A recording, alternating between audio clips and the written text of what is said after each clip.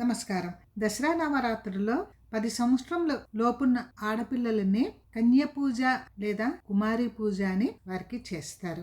అయితే ఇక్కడ 2 సంవత్సరములు ఉన్న కన్యను కుమారి అని, 3 సంవత్సరములు ఉన్న కన్యను త్రిమూర్తి అని, 4 సంవత్సరములు ఉన్న కన్యను కళ్యాణి అని, 5 సంవత్సరములు ఉన్న కన్యను రోహిణి అని, 6 సంవత్సరములు ఉన్న కన్యను కాళీ అని, 7 సంవత్సరములున్న కన్యను చండిక అని, 8 సంవత్సరములున్న కన్యను శాంభవి అని, 9 సంవత్సరములున్న కన్యను దుర్గా అని, 10 సంవత్సరములున్న కన్యను సుభద్ర అని అంటారు.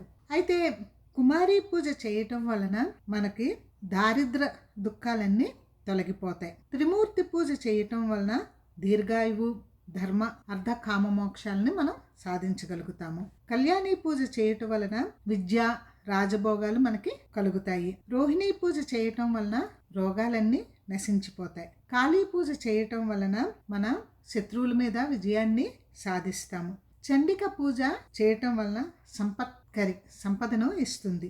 శాంభవిని పూజించటం వలన రాజ్యపూజ్యమైన ధీశక్తిని ఇస్తుంది. దుర్గని పూజించటం వలన మనకున్న కష్టాలన్నీ తొలగిపోతాయి.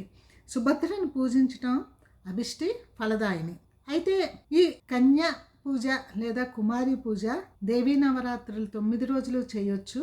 లేదా సాధారణంగా చాలామంది మహాష్టమి రోజు కానీ మహానవమి రోజు కానీ చేస్తూ ఉంటారు. 10 సంవత్సరాల లోపు పిల్లలకి మాత్రమే ఈ పూజ చేయాలి.